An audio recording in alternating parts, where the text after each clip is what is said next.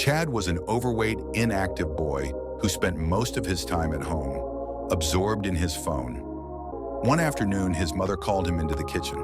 They sat down together to eat, and his mother, clearly concerned, began talking to him. "Chad, you can't just sit around all day.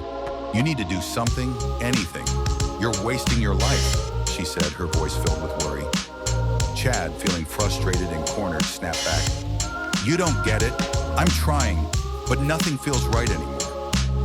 His mother's eyes filled with tears, but she remained silent, brokenhearted.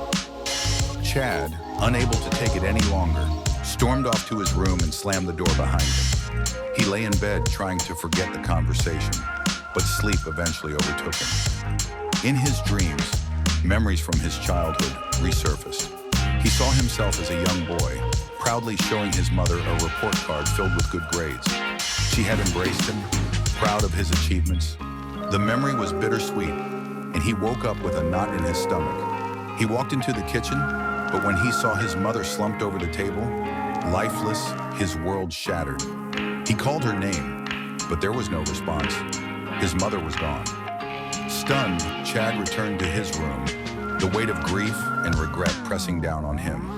He couldn't believe what had just happened. That evening, when his father came home and found out, he immediately called 911, but it was already too late. Chad, devastated, refused to attend the funeral, retreating into his isolation. After the service, his father tried to talk to him, to offer comfort, but Chad was distant. "Just leave me alone, Reckoning," he said, pushing his father away.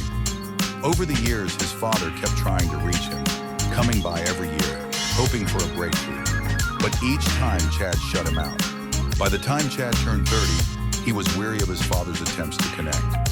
"Stop coming after me," he said one day, his voice cold and distant.